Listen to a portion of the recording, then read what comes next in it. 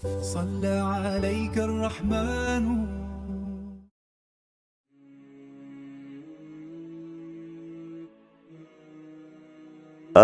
میرا تعلق لاہور سے ہے. تو میرے جو دادا تھے ان کا نام عبد الرحیم تھا. پیچھے ان کا قادیان سے تعلق تھا. انہوں نے اپنے بچپن کے زمانہ میں ایک جہالت کی بنیاد پر مرزا قادیانی قذاب کے ہاتھ پہ نعوذ باللہ بیعت کی اور اسے اللہ کا نبی اور اللہ کا رسول مان لیا. اس کے بعد جو ہماری پوری نسل تھی وہ ایک بھیڑ چال چلتے ہوئے اسی مرزیت کے کنویں میں گرتے چلے گئے. کسی نے کوئی تحقیقات نہیں, کیونکہ ہمارے ذہن میں یہ ڈالا گیا کہ نعوذ باللہ اس دنیا کے اندر جو ریئل اسلام ہے وہ یہی قادیانیت ہے, اور یہ جو مسلمان جس اسلام کا نام لیتے ہیں یہ نعوذ باللہ ایک فیک 2 نمبر اسلام ہے, اور اس نے ان قریب دنیا سے مٹ جانا ہے, نعوذ باللہ تباہ و برباد ہو جانا ہے.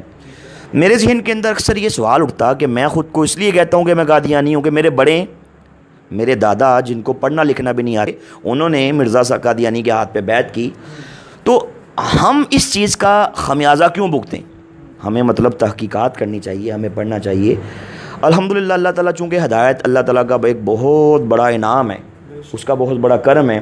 اس نے دل میں ڈالا کہ مجھے ایک بار اس پہ ریسرچ کرنی ہے, مجھے اسلام کو پڑھنا ہے, مجھے حضور نبی پاک صلی اللہ علیہ وسلم کی مبارک سیرت کو پڑھنا ہے, قرآن و سنت کی تعلیمات سے میں نے آگاہی حاصل کرنی ہے, ساتھ میں نے اس مرزیت کی فتنے کو پڑھنا ہے. کیا تھی آپ کی اس وقت؟ جی 17-18 سال جب میں نے الحمدللہ اسلام قبول کیا.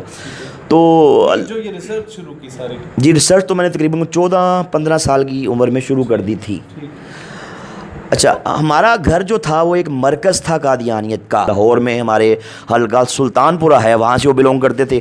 اس کے بعد دادا کے بعد میرے والد صاحب وہ قادیانیت کے وہاں کے کافی عہدوں پہ بھی تعینات رہے. ان کا ایک زعیم ایک عہدہ ہے اس پہ بھی وہ رہے, اور قادیانی عبادتگاہ کی چابیاں انہیں کے پاس ہوتی تھیں, اس کے وہ متولی بھی تھے میرے والد صاحب. ان کا نام نذیر احمد ہے.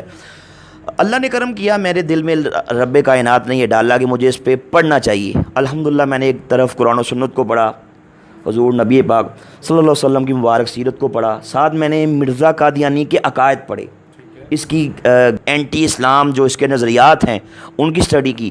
تو اللہ تعالیٰ کا مجھ پہ یہ بہت بڑا احسان, بہت بڑا فضل, بہت بڑا کرم ہوا کہ جیسے جیسے میں ان تمام حقائق سے آگاہ ہوا ویسے ویسے مرزا قادیانی قذاب سے میری محبت کے, میری چاہت کے, میرے ادب کے سارے بخیے ایک ایک کر کے ادھرتے گئے, اور الحمدللہ آخر ایک دن کچے دھاگے کی طرح بالکل ٹوٹ گئے, اور میں الحمدللہ اپنے اصل دیس یعنی کہ میں اسلام کی طرف لوٹ آیا. الحمدللہ مرزیت کا میں نے جو ان کی خلافت کا نظام دیکھا, جو ان کے چندوں کا نظام دیکھا, کہ جو ایک عام ایک لے مین ہے اس کی زندگی اور ہے, ایک رائل فیملی کا مرزیہ اس کی زندگی بالکل یکسر اس سے مختلف ہے.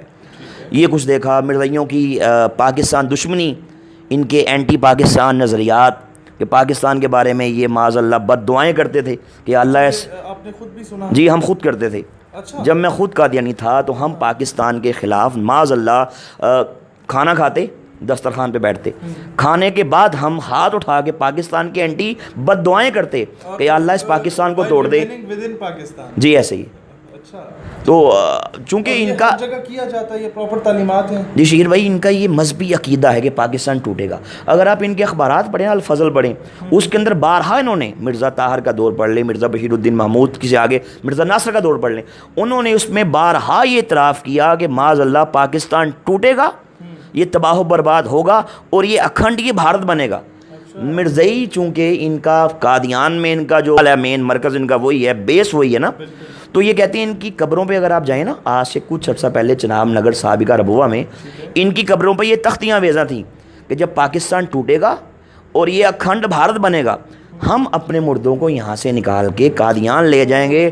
اور معاذ اللہ چونکہ ان کا یہ مذہبی عقیدہ ہے, اس لیے ہر مرزائی کی بچپن میں اس کی گٹی میں اینٹی پاکستان معاذ اللہ اس کو نظریات دیے جاتے ہیں. آپ نہیں سوچتے کہ یہ لوگ جب ہمارے کسی قومی دھارے میں آتے ہیں, کسی ادارے میں جاتے ہیں, کسی جوڈیشری میں جاتے ہیں, یہ اگر کسی فورسز میں جاتے ہیں سخت بات ہو جائے گی, یہ اگر پالیٹکس میں آتے ہیں بھیس بدل کے, تو کیا یہ پاکستان سے سنسیریٹی کا حلف تو وہاں اٹھاتے ہیں, تو کیا یہ سنسیر رہیں گے بھی؟ سر دیکھیں, جو ہماری سوچ ہے اس کا دائرہ کار تو بڑا محدود ہے نا. قلندر لاہوری علامہ اقبال رحمۃ اللہ تعالیٰ علیہ, آپ نے بڑے تاریخ 7 جملے ان کے بارے میں کہے, کمال کر دیا.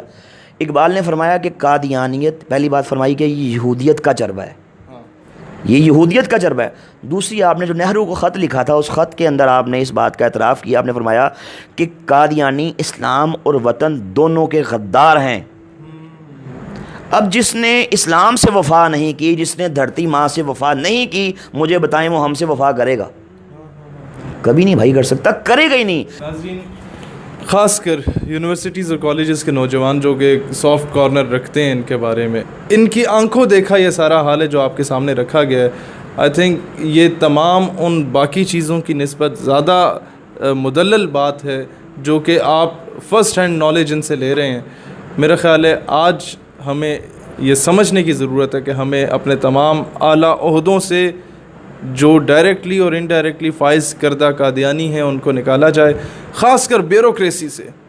جس طریقے سے بھی یہ لوگ گھسے، ہمارے گورنمنٹ منسٹرز نہیں چلاتے، بیوروکریٹس چلاتے ہیں، اور وہ منسٹر 5 سال کے لیے آتے ہیں اور بیوروکریٹ جب تک 60 سال کا نہیں ہو جاتا تب تک وہ حکومت کا ہی حصہ رہتا ہے۔ وہاں یا تو ان کا انفلوئنس بہت ہے یا یہ خود موجود ہیں، لیکن سسٹم میں یہ لوگ ہیں۔ تبھی جتنے مسلمان شہید ہوتے ہیں قادیانیوں کے مقابلے میں، کیس ہمیشہ مسلمان جو شہید ہوتا ہے اسی کے خاندان کے خلاف دائر کیا جاتا ہے۔